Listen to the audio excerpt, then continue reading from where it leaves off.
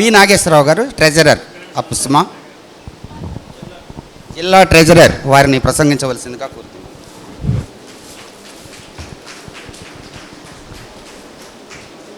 వేదిక పైన ఆశీనులైనటువంటి రాష్ట్ర అధ్యక్షులు శ్రీ తులసి విష్ణుప్రసాద్ గారికి, మరియు జోనల్ ప్రెసిడెంట్ గారైనటువంటి ఏవి సుబ్బారావు గారికి, మరియు నోడల్ ఆఫీసర్ గారైనటువంటి సుబ్రహ్మణ్యం గారికి, మిగిలిన నియోజకవర్గ ప్రెసిడెంట్సు, మిగిలిన వారి అందరికీ కూడా నా యొక్క శుభాకాంక్షలు. ఇక్కడికి విచ్చేసినటువంటి ఉపాధ్యాయులకు నా యొక్క శుభాకాంక్షలు. ముఖ్యంగా మనం ఈ టీచర్స్ డే అనేది ప్రతి సంవత్సరము మన స్కూల్స్లో మన కరెస్పాండెంట్స్ ద్వారా మీకు సన్మాన కార్యక్రమాలు ఉంటాయి. మరి అంతటితోనే కాకుండా మనకి రాష్ట్ర వ్యాప్తంగా కూడా గుర్తింపు ఈ ప్రైవేటు ఉపాధ్యాయులకు ఉండాలనే ఉద్దేశంతో ఈ సంవత్సరం నుండి మరి మా అప్పస్మా స్టేట్ అధ్యక్షులైనటువంటి తులసి గారు ప్రతి జిల్లాలో కూడా ఈ కార్యక్రమాన్ని నిర్వహించాలని తలపెట్టి ఉన్నారు. అందులో భాగంగానే ఈరోజు ఈ కార్యక్రమాన్ని నిర్వహించడం జరుగుతుంది. మరి యాక్చువల్గా 5వ తారీఖున ఈ కార్యక్రమం జరుగుతుంది. మరి ఆ రోజున ఇలాంటి కార్యక్రమాలు జరగటం ప్రతి స్కూల్లో ఉంటాయి కాబట్టి ఇప్పుడు సెప్టెంబర్ 5వ తారీఖు నుంచి అక్టోబర్ 5వ తారీఖు లోపు ఈ మధ్యకాలంలో ఎప్పుడు ఎక్కడ కుదిరినప్పుడు అప్పుడు ఈ కార్యక్రమాలు జరుపుకోవడానికి ప్లాన్ చేసి ఉన్నారు. మరి ఈ కార్యక్రమం రాష్ట్ర వ్యాప్తంగా ఈ రోజున 2-3 చోట్ల కూడా జరుగుతూ ఉంది. మరి ఆ కార్యక్రమాలకు కూడా ఈరోజు నెల్లూరులో మరో కార్యక్రమానికి కూడా మన రాష్ట్ర అధ్యక్షులు వారు అటెండ్ కావాల్సి ఉంటుంది. ముఖ్యంగా మనకి ఈ టీచర్స్ని సన్మానించుకోవటం అనేది మన అందరికి కూడా చాలా గౌరవప్రదమైంది. ఎందుకంటే విద్యార్థులకు మనం మొట్టమొదటి గురువు తల్లిదండ్రులు అయితే, రెండవ తల్లిదండ్రులు గురువు గారు పిల్లలకి. ఎందుకంటే వారు పిల్లలకి జన్మను మాత్రం ఇస్తారు తల్లిదండ్రులు. వారికి మనం విద్యాభ్యాసాలు నేర్పి జ్ఞానాన్ని పెంపొందించి మరి దేశ భవిష్యత్తుకి ప్రయోజకులుగా తయారు చేసేటటువంటి వాళ్ళము గురువులు. అందుకని విద్యార్థుల్లో తల్లిదండ్రుల కన్నా గురువులకే ఎక్కువ ప్రాధాన్యత ఉంటుంది. కావున మన అందరం కూడా సన్మానానికి అర్హులమని భావించాలి.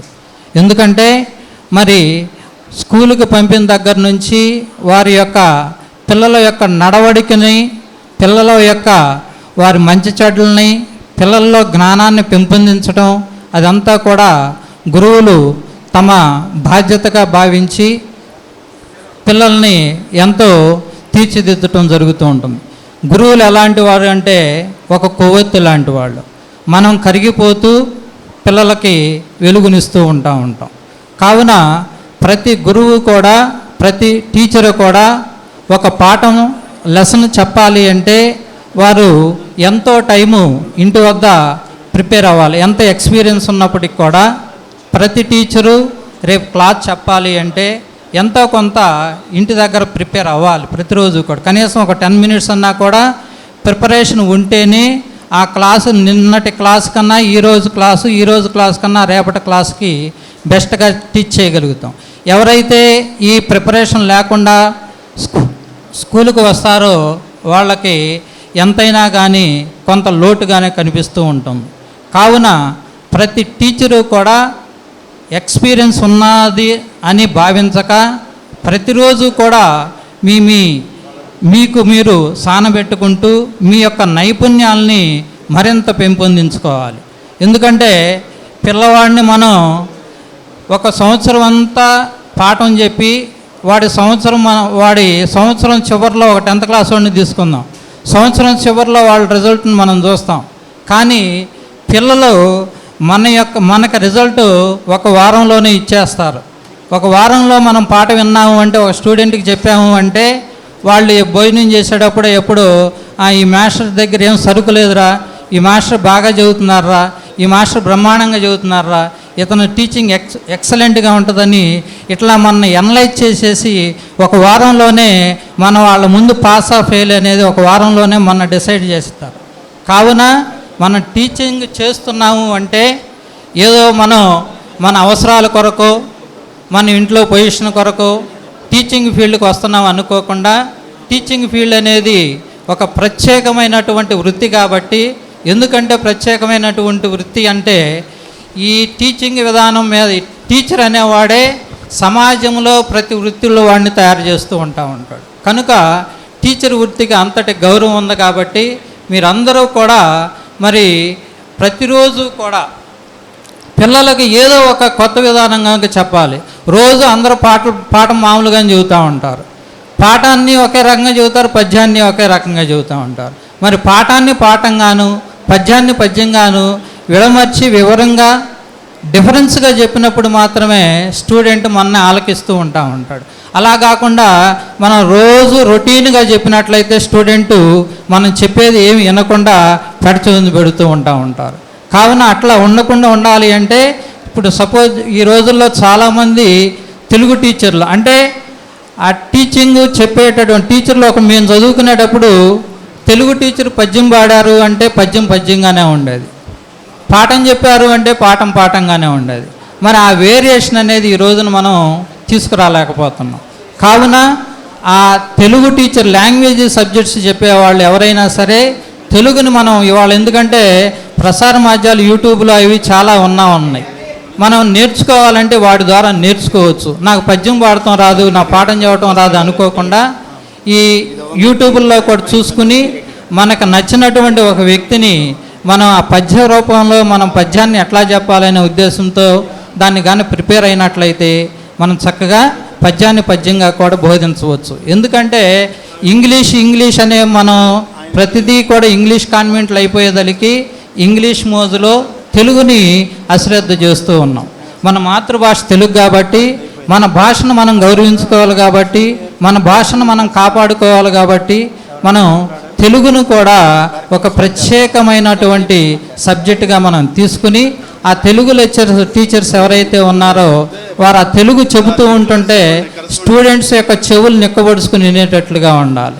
కావున మీ తెలుగు టీచర్స్ ఎవరైనా కానీ ఉన్నట్లయితే విద్యాబోధన ఆ విధంగా చేయవలసిందిగా నేను మీ అందరికి కూడా ఒక సూచన చేస్తూ ఉన్నాను. ఎందుకంటే మనం క్లాసుల్లో పాఠం చెబుతున్నాము అంటే మన యొక్క వే ఆఫ్ టీచింగ్ అనేది స్టూడెంట్కి చక్కగా చేరాలి. ఒక టీచర్ చెబుతూ ఉంటాడు, బోర్డు వైపు తిరిగాడంటే వెనక వైపు తిరగడిక, బోర్డు వైపు రాసుకుంటూ ఉంటారు, పిల్లలు ఎక్కడేం గొడవ చేస్తూ ఉంటారు. కావున మన ఐ కాంటాక్ట్ ఎప్పుడు కూడా మనం బోర్డు వైపున చూసుకుంటూనే పిల్లల మీద మన ఐ కాంటాక్ట్ ఎక్కువగా ఉండాలి. అలా ఉన్నప్పుడు మాత్రమే పిల్లలు మనకి కంట్రోల్లో ఉంటారు. ఒక టీచర్ క్లాస్లోకి వెళ్ళారంటే ఆటోమేటిక్గా సైలెంట్ అయిపోతారు పిల్లలు. ఒక టీచర్ క్లాస్లోకి గడపలోకి రాగానే ఓకే ఎగిరి గంతులు వేస్తూ ఉంటారు. అంటే ఆ టీచరు ఆ క్లాసులో బిహేవ్ చేసేటటువంటి విధానం మీద ఆధారపడి ఉంటుంది కాబట్టి కనుక పిల్లల్ని మనం ఎలా మర్చుకోవాలి, పిల్లల్ని ఎలా మన అధీనంలోకి తెచ్చుకోవాలి అనేది టీచర్ యొక్క నైపుణ్యాల మీద ఆధారపడి ఉంటాయి కానీ టీచర్ యొక్క ఎపీరెన్స్ మీద మాత్రం ఏమో ఆధారపడి ఉండదు. మన దగ్గర నైపుణ్యం ఉంది అంటే ఆటోమేటిక్గా స్టూడెంట్ అనేవాడు మన కంట్రోల్లోకి వస్తూ ఉంటాడు.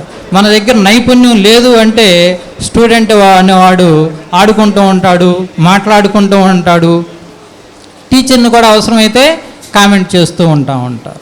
కావున విద్యార్థుల్లో మనం వారి యొక్క నైపుణ్యాలని పెంచాలి అనే ఉద్దేశం ఉంది అన్నట్లయితే మనం చక్కగా మన నైపుణ్యాన్ని పెంచుకోవాలి. ఎందుకంటే మనం ప్రతి టీచరు కూడా నిరంతర విద్యార్థి.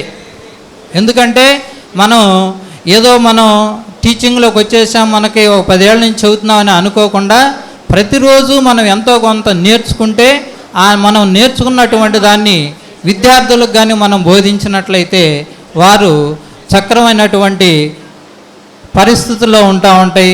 మంచి భవిష్యత్తులో వాళ్ళు దేశానికి, మన రాష్ట్రానికి, వారి కుటుంబానికి కూడా ప్రయోజకులు అవుతూ ఉంటారు. కావున ప్రతి టీచరు కూడా ఇది ముఖ్యంగా చూసుకోవాలి. ఏ విద్యార్థిని కూడా మన విద్యార్థిని గౌరవించాలి. ఎందుకంటే విద్యార్థులే టీచర్లను గౌరవిస్తాం కాదు, విద్యార్థులను కూడా మనం గౌరవించాలి. విద్యార్థులను గౌరవిస్తామంటే వాళ్ళ బాల్యాన్ని గౌరవించాలి మనం. మనం వాళ్ళ బాల్యాన్ని గౌరవిస్తేనే వాళ్ళు మనం గౌరవిస్తూ ఉంటారు. లేకపోతే ఏమీ లేదు. ఒక మాస్టర్ చక్కగా పిల్లలతో ఆడి పాడి పిల్లలతో మంచి చెబుతూ చక్కటి సూక్తులు చెబుతూ ఉంటూ ఉంటాడు. ఒక టీచర్ ఎంతసేపు పిల్లల్ని మంచి ప్రయోజకులు చేయాలనే ఉద్దేశంతో ఎంతసేపు పాఠం చెబుతూ ఉంటారు, క్లాసులోకి వస్తే సీరియస్నెస్ మెయింటైన్ చేస్తూ ఉంటారు. పిల్లల్ని ఏ చిన్న స్మైల్ ఇచ్చినా కూడా ఓకే గద్దించి ఇబ్బంది పెడుతూ ఉంటారు. పిల్లలు అలాంటి వారి అంటే పాఠం చెప్పేటప్పుడు అలాంటి వారిని సబ్జెక్టు ప్రకారం గౌరవిస్తూ ఉంటారు. కానీ క్లాసులో ఎంతసేపు పిల్లల యొక్క నేచర్ ఏంటి అంటే ఎంతసేపు వాళ్ళకి ఫ్రీనెస్ కావాలి. ఆ ఫ్రీనెస్లో ఏమనుకుంటా ఉంటారు, అబ్బా ఈ మాస్టర్ వల్ల మనకు క్లాసు భలే ఇబ్బందిగా ఉంటుందిరా, ఆ సార్ వస్తే బాగా ఇబ్బందిగా ఉండదురా, ఆ సార్ వస్తే ఫ్రీగా ఉంటుంది. మేము చదువుకునేటప్పుడు జనరల్గా మేము అసెంబ్లీ జరిగేటప్పుడు లాస్ట్లో వెళ్ళేవాళ్ళం. ఎందుకు అంటే కొట్టను లాస్ట్లో వెళ్ళి సైకిల్ స్టాండ్ దగ్గర సైకిల్ చూసుకునేవాళ్ళం. ఆ సైకిల్లో ఇవాళ పలానా లెక్కల మాస్టర్ కానీ వచ్చారా, ఇంగ్లీష్ మాస్టర్, ఎందుకంటే ఆ మాస్టర్ వాళ్ళు బాగా కొడతారు, సబ్జెక్ట్లో వద్దండు, కానీ క్లాస్లోకి వస్తే సీరియస్గా ఉండేవాళ్ళు. కానీ పిల్లల యొక్క నేచర్ ఏంటి, ఎవరైతే మనకు ఫ్రీగా ఉంటారో వాళ్ళని ఇష్టపడుతూ ఉంటారు. అలానే అందరూ ఫ్రీగా ఉన్నాం అనుకోండి, పిల్లవాడు ఎందుకు పనికిరాడు. అందుకని పిల్లల్లో మనం వెళ్ళే 7-8 మంది టీచర్లో కొంతమంది ఆ విధంగా ఉండాలి, కొంతమంది పిల్లల యొక్క భవిష్యత్తు దృష్టిలో పెట్టుకుని పిల్లలకు మంచి విద్యాభ్యాసం అందించేటట్లుగా ఉండాలి. ఈ రకంగా కానీ, ఎందుకంటే పిల్లల్ని మనం ఎంతసేపు నీకు ఇది కూడా రాదా, నీకు ఇది కూడా రాదా, చదువు నీకు ఇది కూడా రాదా అంటాడు. పిల్లోడు ఏమనుకుంటాడంటే మనని నాకు ఇది కూడా రాదని మీకు అసలు తెలియదా సార్ అనుకుంటా ఉంటాడు. మనం ఇది కూడా రాదా ఇది కూడా రాదా అని పిల్లల్ని డల్లర్స్ని బాగా ఒత్తిడి చేస్తూ ఉంటాం. నాకు రాదని మీకు ఇది కూడా తెలియదా అని మనం అనుకుంటా ఉంటాడు స్టూడెంట్. కావున ఈ రకంగా మనం ఏంటి అంటే పిల్లలకి ఎక్కడైతే ఆకాంక్ష ఉంటుందో, ఎక్కడైతే వాడికి ఇంట్రెస్ట్ ఉంటుందో ఆ ఏరియాలో, అంటే క్లాసులో ఉన్న 45 నిమిషాలు అదే పనిగా పాఠం చెప్పుతూ ఉండగా కొన్ని జోక్స్ ఉండాలి, కొంత సబ్జెక్టు మీద వెళుతూ ఉండాలి, కొంత పిల్లల మోరల్లో కూడా మనం తెలియపరుస్తూ ఉంటూ ఈ రకంగా కానీ మనం విద్యాభ్యాసాన్ని కానీ కొనసాగించినట్లయితే పిల్లల యొక్క భవిష్యత్తుకు మనం మంచి పునాదులు బాటలు వేసిన వాళ్ళం అవుతాము. కావున మనం ఆ రకంగా చెప్పాలి. ప్రతి విద్యార్థి కూడా ఎవరూ కూడా అందరూ ఇంటెలిజెంట్సే ఉండరు. మనకు బిల్ గేట్ ఒక మాట చెప్పారు, ఏమని, సార్ నేను నా క్లాసులో యావరేజ్ స్టూడెంట్ని, నా క్లాస్లో ఫస్ట్ ర్యాంక్ వచ్చిన వాడు ఇవాళ నా కంపెనీలో ఉద్యోగం చేస్తున్నాడు సార్ అన్నాడు. అంటే బిల్ గేట్ యావరేజ్ అని చెప్పుకున్న ఆయన ఏమో కంపెనీ పెట్టాడు, ఆ క్లాస్లో బిల్ గేట్ క్లాస్లో ఉన్నటువంటి టాపర్ ఏమో ఆయన కంపెనీలో ఉద్యోగం చేస్తూ ఉన్నారు. కావున ప్రతి ఒక్కళ్ళు కూడా సాధారణంగా ఉన్నవాళ్ళు కూడా మంచి జాబులకు వస్తూ ఉంటారు, మామూలుగా అసాధారణంగా ఉన్నవాళ్ళు కూడా జనరల్గా ఉంటారు. కనుక ఈ విధంగా మరి విద్యాభ్యాసం ఉంటుంది కాబట్టి మీరందరూ కూడా పిల్లలకి మంచి విద్యను అందించి మీరందరూ మరి పిల్లల్ని ఉత్తమంగా తీర్చిదిద్దుతారని కోరుకుంటూ నాకు ఈ అవకాశం ఇచ్చినటువంటి మీ అందరికి కూడా ధన్యవాదాలు తెలియపరుస్తూ ముగిస్తాను. నాగేశ్వరరావు గారు వారిని సార్ వి నాగేశ్వరరావు గారు ట్రెజరర్ అపుస్మా జిల్లా ట్రెజరర్ వారిని ప్రసంగించవలసిందిగా కోరుతున్నాను.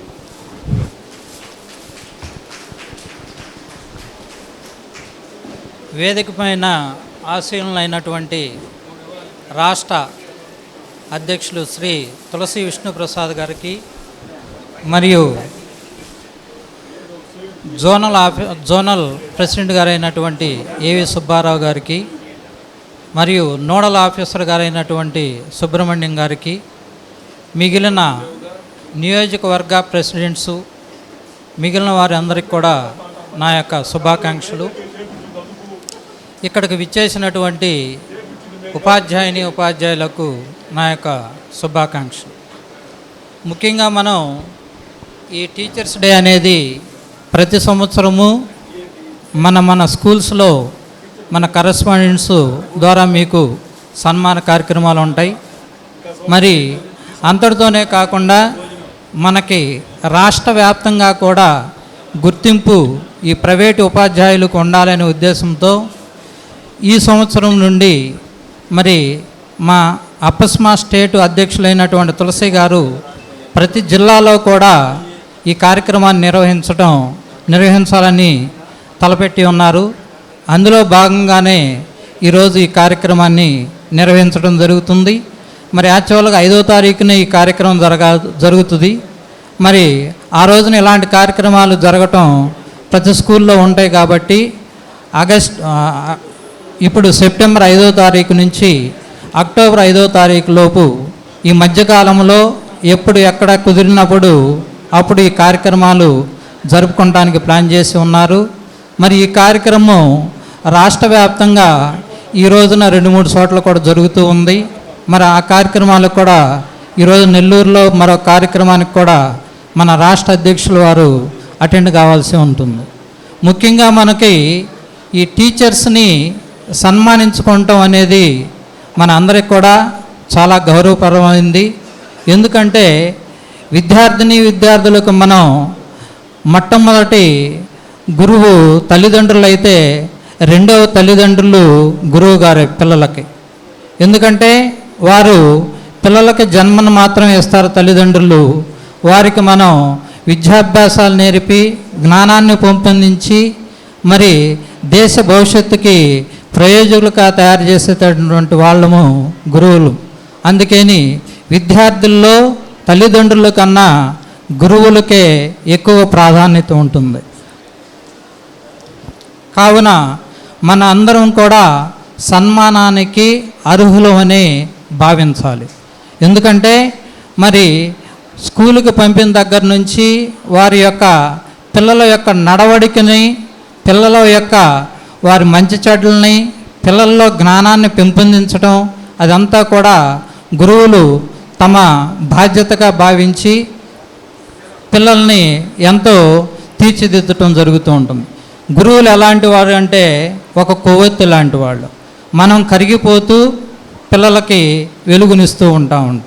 కావున ప్రతి గురువు కూడా, ప్రతి టీచరు కూడా ఒక పాఠం లెసన్ చెప్పాలి అంటే వారు ఎంతో టైము ఇంటి వద్ద ప్రిపేర్ అవ్వాలి. ఎంత ఎక్స్పీరియన్స్ ఉన్నప్పటికి కూడా ప్రతి టీచరు రేపు క్లాస్ చెప్పాలి అంటే ఎంతో కొంత ఇంటి దగ్గర ప్రిపేర్ అవ్వాలి. ప్రతిరోజు కూడా కనీసం ఒక 10 minutes అన్నా కూడా ప్రిపరేషన్ ఉంటేనే ఆ క్లాసు నిన్నటి క్లాస్ కన్నా ఈరోజు క్లాస్ కన్నా రేపటి క్లాస్కి బెస్ట్గా టీచ్ చేయగలుగుతాం.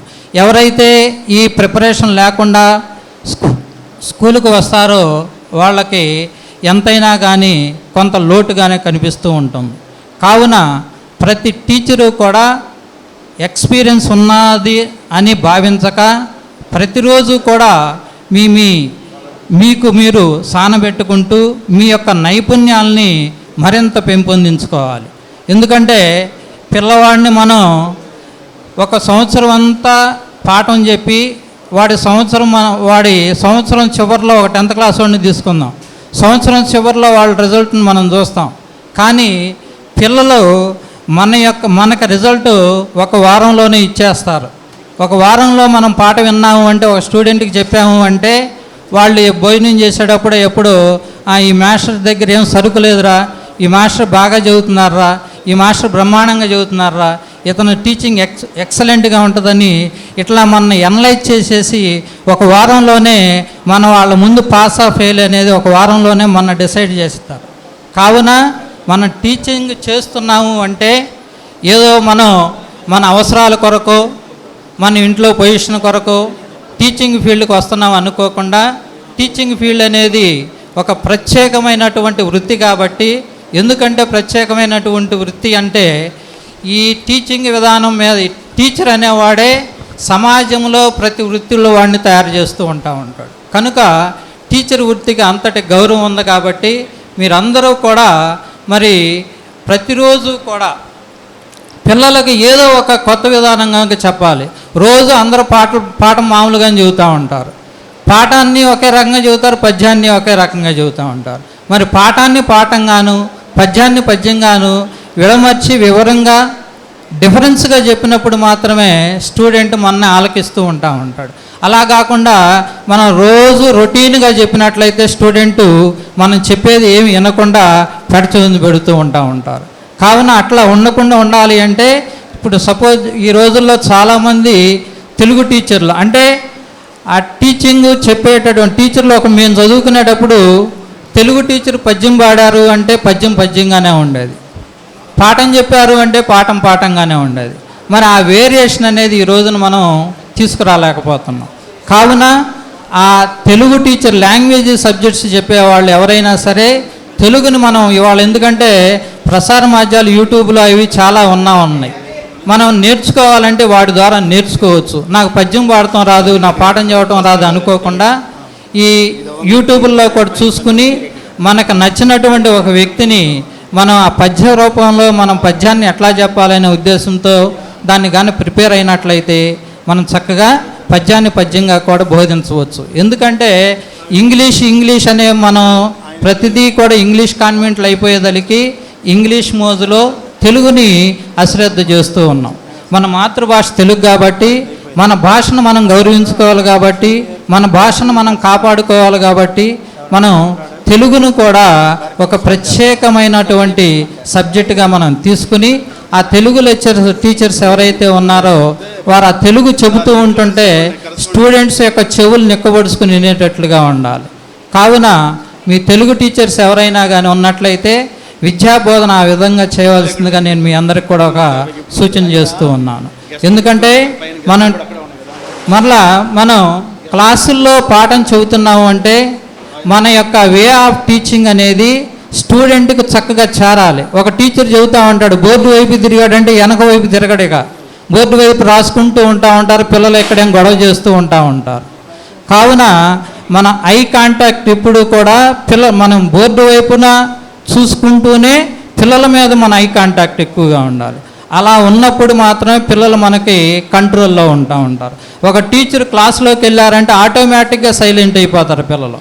ఒక టీచర్ క్లాస్లోకి గడపలోకి రాగానే ఎగిరి గంతులు వేస్తూ ఉంటారు. అంటే ఆ టీచరు ఆ క్లాసులో బిహేవ్ చేసేటటువంటి విధానం మీద ఆధారపడి ఉంటుంది. కాబట్టి కనుక పిల్లల్ని మనం ఎలా మర్చుకోవాలి, పిల్లల్ని ఎలా మన అధీనంలోకి తెచ్చుకోవాలి అనేది టీచర్ యొక్క నైపుణ్యాల మీద ఆధారపడి ఉంటాయి, కానీ టీచర్ యొక్క ఎపీరెన్స్ మీద మాత్రం ఏమో ఆధారపడి ఉండదు. మన దగ్గర నైపుణ్యం ఉంది అంటే ఆటోమేటిక్గా స్టూడెంట్ అనేవాడు మన కంట్రోల్లోకి వస్తూ ఉంటాడు. మన దగ్గర నైపుణ్యం లేదు అంటే స్టూడెంట్ అనేవాడు ఆడుకుంటూ ఉంటాడు, మాట్లాడుకుంటూ ఉంటాడు, టీచర్ని కూడా అవసరమైతే కామెంట్ చేస్తూ ఉంటారు. కావున విద్యార్థుల్లో మనం వారి యొక్క నైపుణ్యాలని పెంచాలి అనే ఉద్దేశం ఉంది అన్నట్లయితే మనం చక్కగా మన నైపుణ్యాన్ని పెంచుకోవాలి. ఎందుకంటే మనం ప్రతి టీచరు కూడా నిరంతర విద్యార్థి. ఎందుకంటే మనం టీచింగ్లోకి వచ్చేసాం, మనకి ఒక 10 ఏళ్ళ నుంచి చదువుతున్నామని అనుకోకుండా ప్రతిరోజు మనం ఎంతో కొంత నేర్చుకుంటే మనం నేర్చుకున్నటువంటి దాన్ని విద్యార్థులకు కానీ మనం బోధించినట్లయితే వారు చక్రమైనటువంటి పరిస్థితుల్లో ఉంటాయి.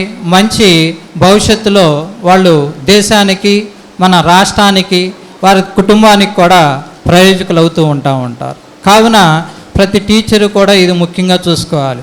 ఏ విద్యార్థిని కూడా మనం విద్యార్థిని గౌరవించాలి. ఎందుకంటే విద్యార్థులే టీచర్లను గౌరవిస్తాం కాదు, విద్యార్థులను కూడా మనం గౌరవించాలి. విద్యార్థులను గౌరవిస్తామంటే వాళ్ళ బాల్యాన్ని గౌరవించాలి మనం. మనం వాళ్ళ బాల్యాన్ని గౌరవిస్తేనే వాళ్ళు మనం గౌరవిస్తూ ఉంటారు. లేకపోతే ఏమీ లేదు. ఒక మాస్టర్ చక్కగా పిల్లలతో ఆడి పాడి పిల్లలతో మంచి చెబుతూ చక్కటి సూక్తులు చెబుతూ ఉంటాడు. ఒక టీచర్ ఎంతసేపు పిల్లల్ని మంచి ప్రయోజకులను చేయాలనే ఉద్దేశంతో ఎంతసేపు పాఠం చెబుతూ ఉంటారు, క్లాసులోకి వస్తే సీరియస్నెస్ మెయింటైన్ చేస్తూ ఉంటారు. పిల్లల్ని ఏ చిన్న స్మైల్ ఇచ్చినా కూడా ఓకే గద్దించి ఇబ్బంది పెడుతూ ఉంటారు. పిల్లలు అలాంటి వారి అంటే పాఠం చెప్పేటప్పుడు అలాంటి వారిని సబ్జెక్టు ప్రకారం గౌరవిస్తూ ఉంటారు. కానీ క్లాసులో ఎంతసేపు పిల్లల యొక్క నేచర్ ఏంటి అంటే ఎంతసేపు వాళ్ళకి ఫ్రీనెస్ కావాలి. ఆ ఫ్రీనెస్లో ఏమనుకుంటూ ఉంటారు, అబ్బా ఈ మాస్టర్ వల్ల మనకు క్లాసు భలే ఇబ్బందిగా ఉంటుందిరా, ఆ సార్ వస్తే బాగా ఇబ్బందిగా ఉండదురా, ఆ సార్ వస్తే ఫ్రీగా ఉంటుంది. మేము చదువుకునేటప్పుడు జనరల్గా మేము అసెంబ్లీ జరిగేటప్పుడు లాస్ట్లో వెళ్ళేవాళ్ళం. ఎందుకు అంటే కొట్టను లాస్ట్లో వెళ్ళి సైకిల్ స్టాండ్ దగ్గర సైకిల్ చూసుకునేవాళ్ళం. ఆ సైకిల్లో ఇవాళ పలానా లెక్కల మాస్టర్ కానీ వచ్చారా, ఇంగ్లీష్ మాస్టర్, ఎందుకంటే ఆ మాస్టర్ వాళ్ళు బాగా కొడతారు, సబ్జెక్ట్లో వద్దండు, కానీ క్లాస్లోకి వస్తే సీరియస్గా ఉండేవాళ్ళు. కానీ పిల్లల యొక్క నేచర్ ఏంటి, ఎవరైతే మనకు ఫ్రీగా ఉంటారో వాళ్ళని ఇష్టపడుతూ ఉంటారు. అలానే అందరూ ఫ్రీగా ఉన్నాం అనుకోండి, పిల్లవాడు ఎందుకు పనికిరారు. అందుకని పిల్లల్లో మనం వెళ్ళే 7-8 మంది టీచర్లో కొంతమంది ఆ విధంగా ఉండాలి, కొంతమంది పిల్లల యొక్క భవిష్యత్తు దృష్టిలో పెట్టుకుని పిల్లలకు మంచి విద్యాభ్యాసం అందించేటట్లుగా ఉండాలి. ఈ రకంగా కానీ, ఎందుకంటే పిల్లల్ని మనం ఎంతసేపు నీకు ఇది కూడా రాదా, నీకు ఇది కూడా రాదా, చదువు నీకు ఇది కూడా రాదా అంటాడు. పిల్లోడు ఏమనుకుంటాడంటే మనని నాకు ఇది కూడా రాదని మీకు అసలు తెలియదా సార్ అనుకుంటా ఉంటాడు. మనం ఇది కూడా రాదా, ఇది కూడా రాదా అని పిల్లల్ని డల్లర్స్ని బాగా ఒత్తిడి చేస్తూ ఉంటాం. నాకు రాదని మీకు ఇది కూడా తెలియదా అని మనం అనుకుంటా ఉంటాడు స్టూడెంట్.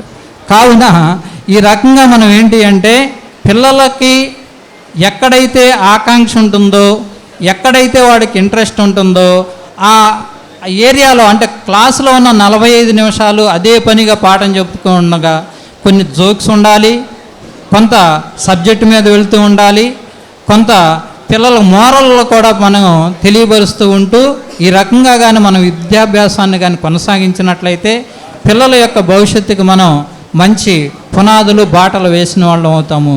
కావున మనం ఆ రకంగా చెప్పాలి. ప్రతి విద్యార్థి కూడా ఎవరో కూడా అందరూ ఇంటెలిజెంట్సే ఉండరు. మనకు బిల్ గేట్ ఒక మాట చెప్పారు, ఏమని, సార్ నేను నా క్లాసులో యావరేజ్ స్టూడెంట్ని, నా క్లాస్లో ఫస్ట్ ర్యాంక్ వచ్చిన వాడు ఇవాళ నా కంపెనీలో ఉద్యోగం చేస్తున్నాడు సార్ అన్నాడు. అంటే బిల్ గేట్ యావరేజ్ అని చెప్పుకున్న ఆయన కంపెనీ పెట్టాడు, ఆ క్లాస్లో బిల్ గేట్ క్లాస్లో ఉన్నటువంటి టాపర్ ఏమో ఆయన కంపెనీలో ఉద్యోగం చేస్తూ ఉన్నారు. కావున ప్రతి ఒక్కళ్ళు కూడా సాధారణంగా ఉన్నవాళ్ళు కూడా మంచి జాబులకు వస్తూ ఉంటారు, మామూలుగా అసాధారణంగా ఉన్నవాళ్ళు కూడా జనరల్గా ఉంటారు. కనుక ఈ విధంగా మరి విద్యాభ్యాసం ఉంటుంది కాబట్టి మీరందరూ కూడా పిల్లలకి మంచి విద్యను అందించి మీరందరూ మరి పిల్లల్ని ఉత్తమంగా తీర్చిదిద్దుతారని కోరుకుంటూ నాకు ఈ అవకాశం ఇచ్చినటువంటి మీ అందరికి కూడా ధన్యవాదాలు తెలియపరుస్తూ ముగిస్తాను.